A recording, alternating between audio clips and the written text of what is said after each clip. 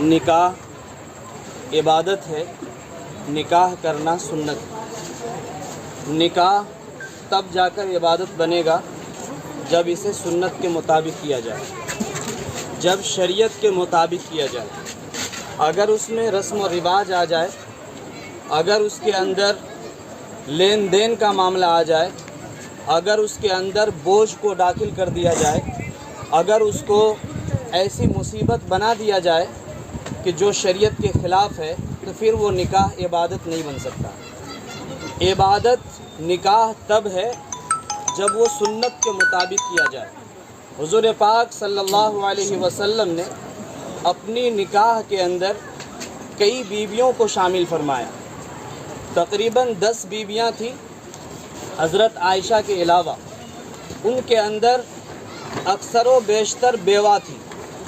جس بیوہ کے سر پر کوئی سہارا بننے والا نہیں تھا، بیوہ کو سماج سے باہر کر دیا جاتا تھا، کھانے پینے کے لیے اسے کوئی پوچھا نہیں کرتے تھے، ایسے وقت میں آپ نے بیواؤں سے شادی کر کے ان کے سر کے اوپر عزت کا ہاتھ رکھا، ان کے کپڑے، ان کے کھانے پینے اور ان کے رہنے سہنے کا انتظام کیا۔ یہ شادیاں آپ صلی اللہ علیہ وسلم نے بیواؤں کو عزت دینے کے لیے کیا تھا، اور بیواؤں کے سر پر ہاتھ رکھنے کا اجر و ثواب اتنا بڑا ہے۔ اللہ کے نبی صلی اللہ علیہ وسلم نے فرمایا، جس نے بیوہ کے سر پر عزت کا ہاتھ رکھا، یتیم کے سر پر عزت کا ہاتھ رکھا، وہ کل قیامت کے دن جب اللہ کے سامنے کھڑے ہوں گے تو وہ نبی پاک صلی اللہ علیہ وسلم کے بالکل قریب میں کھڑے ہوں گے، کیونکہ بیوہ اور یتیم کا سہارا بننے والا انسان وہ ہوتا ہے جس کے دل کے اندر نرمی ہوتی ہے، محبت ہوتی ہے، اخلاق ہوتا ہے۔ تو ایسے زمانے میں جب کہ ان کا کوئی سہارا بننے والا نہیں تھا، ان کو سماج سے کاٹا جا رہا تھا، آپ صلی اللہ علیہ وسلم نے ان سے شادی کر کے امت محمدیہ کی ماں اسے بنا دیا، کیونکہ نبی کی جو بیوی ہوتی ہے وہ امت کی ماں ہوتی ہے، اور ماں کے قدموں کے نیچے جنت ہے۔ ذرا اندازہ لگائیے، زمین پر سے اٹھا کر ایک بیوہ خاتون کو آپ صلی اللہ علیہ وسلم نے عزت کا وہ مقام عطا فرمایا کہ پوری امت کا ماں اسے بنا دیا۔ یہ بہت بڑی عزت کی بات ہے۔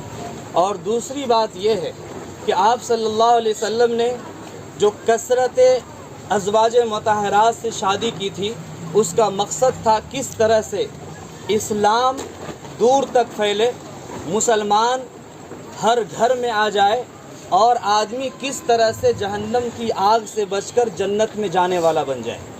چونکہ مختلف قبیلہ سے جب شادی ہوگی تو وہ قبیلہ والے کم سے کم نرمی سے ضرور ہمیں دیکھے گا، وہ لوگ ہمیں گالی نہیں دیں گے، وہ ہمارے اوپر پتھراؤ نہیں کریں گے، وہ ہمیں برا بھلا نہیں کہیں گے۔ تو اس طرح سے 9 قبیلے سے آپ صلی اللہ علیہ وسلم نے شادی کیا تھا، تاکہ وہاں ہم جائیں دین پھیلانے کے لیے تو آسانی سے ہم دین پھیلا سکیں۔ تو اس دین کی اشاعت کرنے کے لیے، اس دین کو ہم تک پہنچانے کے لیے آپ صلی اللہ علیہ وسلم نے 11 شادیاں کی تھیں۔ مقصد کیا تھا؟ دین پھیلانا۔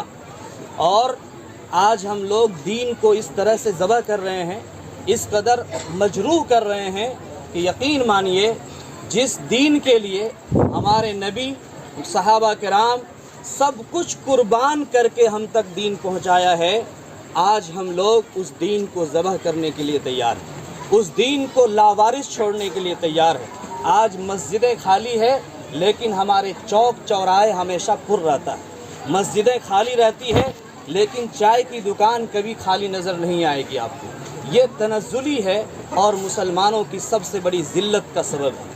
اور یاد رکھیے، صحابہ کرام نے اپنا سارا مال امت پر خرچ کیا تھا، جس کی وجہ سے اللہ تبارک تعالیٰ نے ان کے اندر ایسی فراوانی عطا فرمائی، ایسا برکت عنایت فرمایا کہ آج ہم سب یہاں سے جا کر ان کی نوکری کرتے ہیں، ان کے یہاں کام کرتے ہیں، اور ان کو اللہ تعالیٰ نے مال کا ایسا بچھار کر دیا ہے کہ ان سے آج مال لینے والا کوئی تیار نہیں ہے۔ سعودیہ کو دیکھیے، مکہ کو دیکھیے، مدینہ کو دیکھیے، وہاں مال اس طرح سے بچھا گیا ہے، ہر گھر میں مالداری ہے، بڑے بڑے شیخ ہیں، کیونکہ انہوں نے امت پر خرچ کیا تھا تو اللہ نے ان کے نسل کو ایسا آباد کر دیا کہ کہ وہ ज़िंदगी भर कभी भीख नहीं मांग सकता है। तो जो उम्मत के लिए खिदमत करता है, जो उम्मत को उठाता है, जो उम्मत के लिए काम करता है, अल्लाह ताला हमेशा उनके नस्ल को हमेशा आबादी अता फरमाते हैं और उसमें खुशहाली अता फरमाते हैं। इसलिए हम सब की ये ज़िम्मेदारी बनती है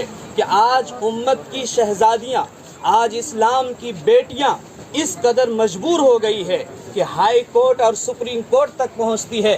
2 महीना 3 महीना शादी करके होता है और उसके बाद उसको तलाक दे दिया जाता है या उसको कहीं ऐसी जगह छोड़ दिया जाता है कि उनका कोई देखने वाला नहीं है। जब उनसे कहा जाता है ऐसा क्यों करते हो, तो वो कहता है हमें इस्लाम ने 4 शादी करने का इजाज़त दिया है, 3 शादी करने का इजाज़त दिया, हमारी मर्ज़ी है, हम जो चाहें करें।